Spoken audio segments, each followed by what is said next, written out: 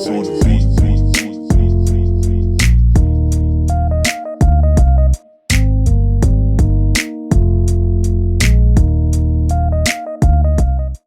good, everyone? It's your boy Nati with another video for the channel. Welcome back to DMV Sports Zone. And today, I got a special guest. I got my good college friend, Kevin, who will be talking about hockey. We'll, of course, be talking about our Cavs first and foremost because we are DMV Sports Zone. We cover DMV sports.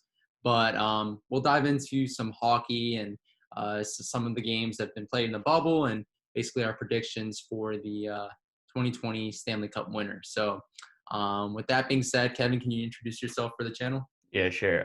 So I'm Kevin, second year or going to third year at the University of Chicago. And yeah, huge hockey fan. Played hockey when I was younger.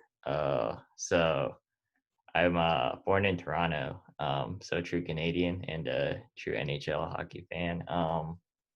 Yeah, I'm just here to kind of give my take and kind of talk about the Caps. So with that being said, we'll just dive into the questions.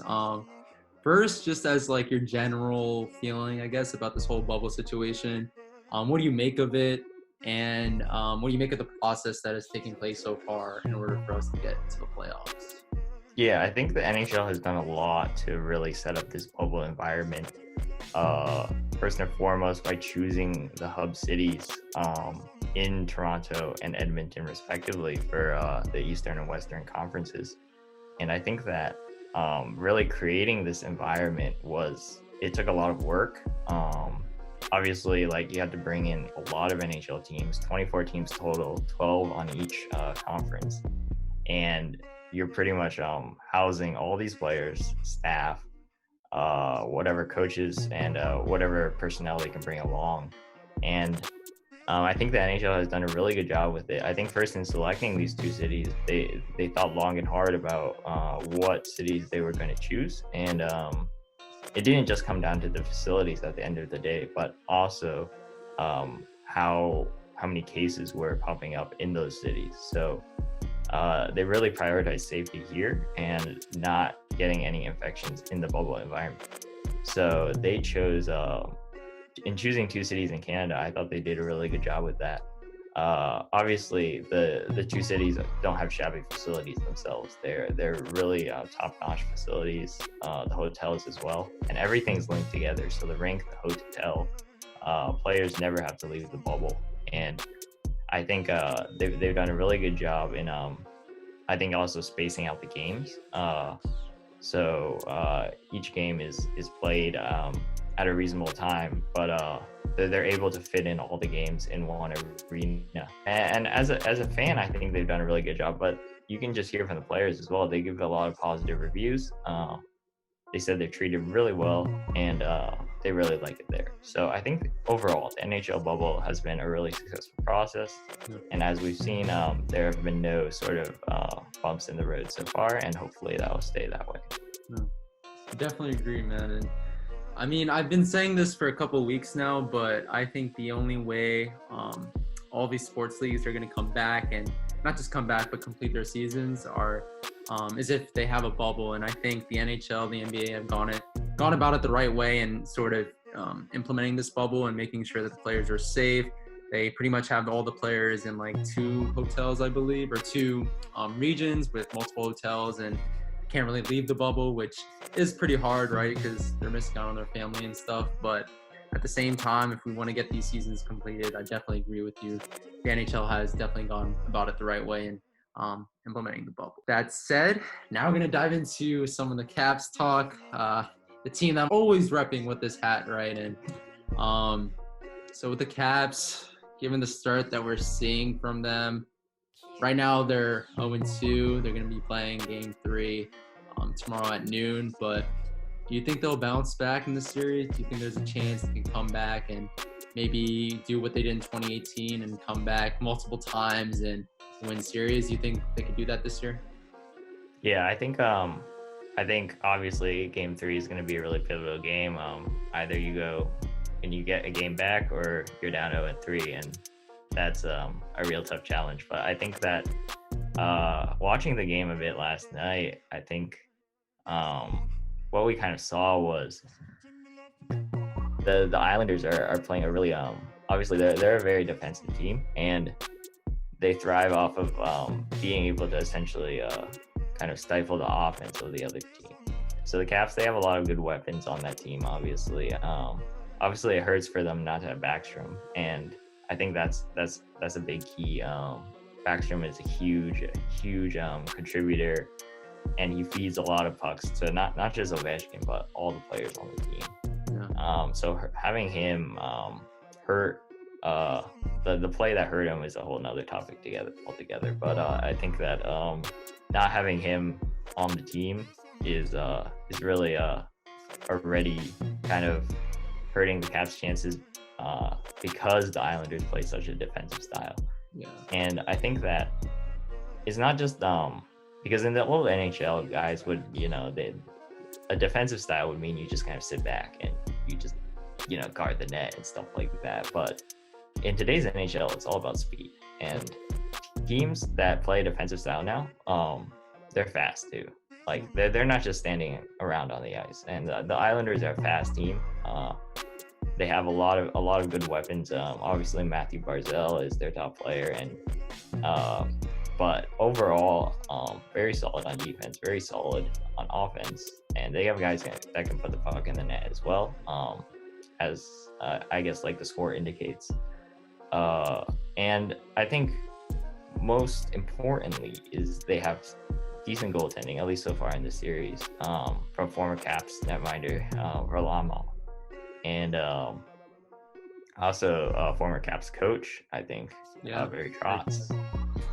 He is I think it's interesting. He used to coach this team, and I think that he's obviously a very good coach. He's able to do a lot with little talent, but I think that just having him behind the bench on the other team can be kind of getting in the Caps' head a little bit. I think obviously in Game 3, you had Ovechkin obviously find the back of the net in Game 2, but I think that in Game 3 it really comes down to capitalizing on the power play opportunities for the Capitals, and really making the Islanders pay in that way, because no matter how good you are defensively, you're going to take some penalties, and I think that's where things can open up, and the Caps need to take advantage on the power play, and overall they just need to not get frustrated. I think like the Islanders playing style is really good at frustrating teams, and because you're just not going to get a whole ton of chances, and it's not the most exciting hockey. But I think that if the Caps can kind of stay determined, stay focused, and really take advantage of the power play opportunities, because that's where the game opens up. Mm-hmm. I think they got a good shot at Game 3. Obviously, it's on the road, but it's in the bubble as well, so it's not like they're really missing out on too much. Yeah, definitely agree. I mean, you touched on everything, and the Islanders were definitely hounding like the Caps all game last night. There were many instances where the Caps just couldn't get out of their zone, and the Islander defenders, maybe they're not like the youngest team overall, but like last night they looked really young, really fast, and Joe Beninati and Craig Laughlin, the broadcasting crew here in DC, like they were talking about it pretty much in the post-game show, and how the Caps really need to play more disciplined hockey and really need to get back to playing, like the Caps of old. And the power play, I've talked about this on Twitter mostly, but man, like there was a good stretch in our lifetime when the Caps were just consistently really good at the power play, but like this year, I don't know what's going on. Like it just hasn't worked for them, and we saw that last night. Caps didn't score any goals on power plays. Alex Ovechkin, speaking of him, he was our only bright spot pretty much last night. He had one clean goal and then one off of a deflection. But what do you make of the grade eight's like continued dominance? He's getting into his mid-30s right now. He's still playing at a high level. Maybe not the player that he was before, but what do you make of his dominance? What do you make of his impact? And do you think he'll continue to make that impact as we proceed with the playoffs? Yeah, I think Ovechkin's obviously a very interesting player because he's so dynamic in a unique way. he's got this bomb of a shot from the power play, and that's his sort of trademark one-timer shot, right-handed shot from the left side, and the goalie knows it's coming, but it's just so hard to stop, and scores so many goals off of that. But he's a very I think what's cool about Ovechkin is the amount of energy he brings to the game, not just with his shot, because a lot of players have a really good shot, but he's very tenacious and he'll go after your body. He's not afraid to get physical, and he plays a very demanding style. So I think it's really interesting how he's been able to kind of maintain that. The dude's just a beast. Like, I mean, it's crazy. He's able to kind of maintain that kind of high energy, high demanding style. Doesn't just score goals. It's forechecks, plays the body, does everything in that sense. So I think it's there's a reason why he's the captain of the team. It's not just because he's obviously the best goal scorer, but he does everything and he wants to win. And I think obviously there were many years for him where it was tough for him to get over the hump, but I think having finally achieved the Stanley Cup, I think he only wants it more now. And you could kind of see that in his play. His play just seems to not be declining, and obviously it can happen really quickly where players decline. But I think Ovechkin, he was still in the race for the goal scoring lead this year, and I mean, like, in terms of the playoffs you saw last night, he's still able to score goals at the highest level. And the playoffs are completely different than the regular season.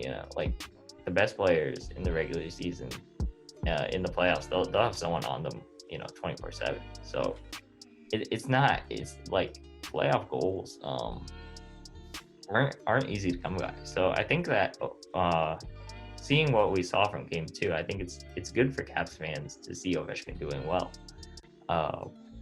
That being said, I think that what will carry the Caps is Ovechkin at the end of the day, but he's obviously going to need some help, and I think that he'll make a great impact, and obviously lead the way, but other players will have to contribute as well, and they'll need good goaltending, obviously, to kind of stay in it. But I think overall for Ovechkin, he's still I think he's still got a few more seasons left in him, and this is kind of out there, but I'd say he still has a shot at that Gretzky goal scoring record. So yeah, I mean, with the way he's going right now, he definitely still has a chance. But yeah, I don't know, man. It's gonna be tough just coming back from this 2-0 deficit, and but I definitely do agree with you. Like, if we do come back, Ovi's definitely gonna be a big contributor to it. So hopefully he can continue being dominant for seasons to come, even as he gets older. But now shifting a little bit to the NHL as a whole and the playoffs as a whole, who do you think will make the Stanley Cup this year, and who do you think will win it? Also, give me one sleeper team that we should all be paying attention to as a team that could possibly make it all the way. Okay, yeah. So I like to go kind of out there on my predictions because hockey's a really open sport, and so my sleeper team is actually probably the two teams I choose to make the Cup Final, and probably the winner as well. But I think it's kind of hard. Obviously, like, everyone has like favorites in hockey, but usually the favorites don't really win. Yeah. And it's really unpredictable, as we saw even in the play-in rounds. We had Pittsburgh lose to Montreal. Montreal had like a 0.1% chance or something of making the playoffs or something. They sold all their assets at the trade deadline. But they beat the Penguins, who, have that amazing core and everything. So, and we saw that with Chicago and Edmonton. 12 seed beat the 5 seed. So, hockey's just really tough to predict. And but I think in my mind, I think the two teams I have in the Western Conference Final, coming out of the West, I think are Vegas and Vancouver.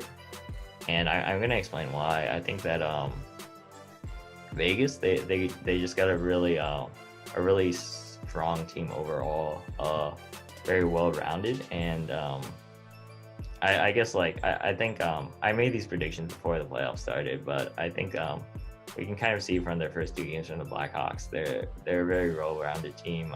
They got good goaltending and good scoring up front, and just a very solid defense. And they're a number 1 seed for a reason. So in this case, I'm going to go with the number 1 seed here and say that Vegas makes it to the conference finals. And I think they'll be going up against Vancouver. So Vancouver is a bit of a different story. They're a bit of a younger team. All the stars are very young, but they have enough veterans on the team where they have that experience, but they have the energy from the stars who are young. So guys like Pedersen, Besner, and even in goal, they have solid goaltending as well. And obviously Quinn Hughes on defense, who's probably going to be Rookie of the Year. So I think that they have a very, very strong team. Maybe they lack the true kind of playoff runs that the team they're going up against right now, St. Louis, has, obviously from last year. But again, they're up 2-0 in that series. And it's looking good for them right now. Not gonna jinx them, but it's looking good for them right now. Obviously, it's a long road ahead, but I think they'll be in the Cup Final. So I have Vancouver over Vegas in the West. And then in the East, the 2 teams that I have coming out of it in the finals, I'm gonna have Carolina and Columbus. So Carolina is not a huge stretch. I think a lot of people really like this team. It's very solid on defense, and they got a good amount of scoring up front with Aho. But I think the D-core is something that's really stellar there, and very tenacious on the forecheck. They play a good system. They work very hard, and I see them as a very strong team, and I see them going to the Eastern Conference Finals, where they'll be playing Columbus. And I think like a lot of people kind of sleep on Columbus actually. I think the odds of them winning the Cup before the playoffs started were something like 66-1 or something like that. And I don't know, but I feel like it might have been wise to put a little bit of money on the Blue Jackets, because they were nobody really gave them a shot, because they lost a lot of strong players. But the thing is that they were still a fringe playoff team, even with a ton of injuries in the regular season. And they got I think the key is they're a lot like the Islanders. They play a very tough defensive game, and they sort of produce good goaltending from that, and limiting high quality chances. So I think that Columbus, even though they don't really have the star power up front, they have a back end that pretty much is the envy of every team in the league. Like they have probably the best pair in the league with Seth Jones and Zach Werenski. So, and those guys will gobble up a ton of minutes, like half the game pretty much. And obviously the goaltending's been really hot with Korpisalo. And I think right now, as you're seeing with the playing around with the Leafs and now with the Lightning, those are 2 very offensively minded teams. They're very high scoring teams, but they have their offense kind of like nullified. I think game 1, obviously it was a crazy game against Tampa, but going all the way to 5 overtimes. But I think game 2, they kind of showed that they can still shut down Tampa, and I think that bodes well for them. I have them winning in the East, actually. So it's a bit of an out there pick, but I have a Stanley Cup Final matchup of Vancouver and Columbus, and as a Canadian, I guess I want to see a Canadian team lift the cup finally. So I'm gonna go with Vancouver on this one. Yeah. At that point, I'm just kind of like going with favorite teams at that point, but yeah. Yeah, I mean, why not, right? But yeah, I definitely agree with you on the fact that like hockey, out of any of the major sports in North America, is sort of the most wide open when it comes to like the playoffs. And we've seen teams with maybe not the best of records in the regular season just get on like a run in the playoffs and just make it all the way, if not win it all. So I definitely agree with you on that point. I just might go chalk and just say St. Louis Blues versus the Bruins for the Stanley Cup Final. I think the St. Louis Blues are very reminiscent of like the Raptors of like hockey, in that they're the defending champions, but at the same time they're not really getting all the recognition and attention that they deserve, and many people don't think they're going to be a threat this year to win it all again, and I just don't think that's the case. And I have a St. Louis friend who I know is going to be really happy that I'm saying this, but I do think the Blues have a legit shot of winning it again. I really do. But for my sleeper team, it's the DMV Sports Zone. Talk DMV Sports. Caps are down 0-2, but I'm just going to say the Caps. I said the Caps before the playoffs just because I think they have all the veteran leadership, the experience that you need, especially in this bubble environment that is sort of unprecedented, and it's very unfamiliar to a lot of players and stuff. So like I said in the NBA video, I usually go with guys who had that leadership, who have that experience in sort of overcoming this environment. So I said the Caps before the playoffs, and I guess I'll just hold on to the Caps now as the sleeper team, largely because I'm a fan, obviously. But I think, hopefully come game 3 tomorrow at noon, they turn things around, finally right the ship, and play disciplined hockey. Because right now, they're just not playing great defense, especially, and we just don't really see that with the Caps, like year in and year out. So hopefully they'll, again, bounce back tomorrow, and we'll have a really good series come next week. So That's all I got for this video. Kevin, do you want to plug anything before we head out? So I guess you can see from the vids behind me, I'm a big runner. So I used to play hockey, but I run a long distance now. So I have a YouTube channel. It'll probably be in like the description below or something, but it's just K-Sun Runs, and I'll plug that. I guess one more thing is I'm a Leafs fan. So it was a tough year for us, but I think we had a magical 3 empty net goal comeback, only to lose 3-0 the next game.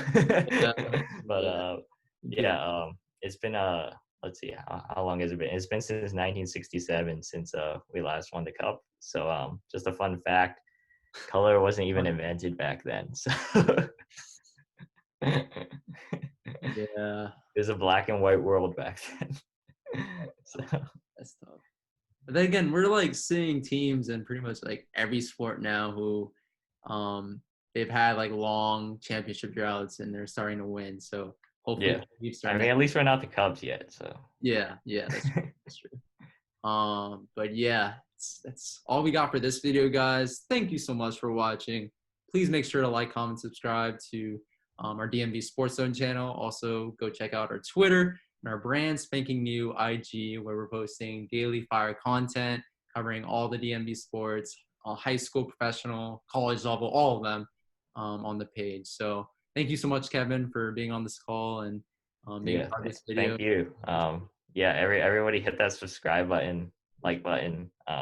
This channel takes a lot of hard work, and I really think it produces really high quality content. So hit that subscribe button, and go subscribe to Kevin's channel as well. He's a really good friend and really good person, and again, I'm just happy he's on this channel and happy he was a part of this video. So that's all we got, guys, and have a great weekend. Peace.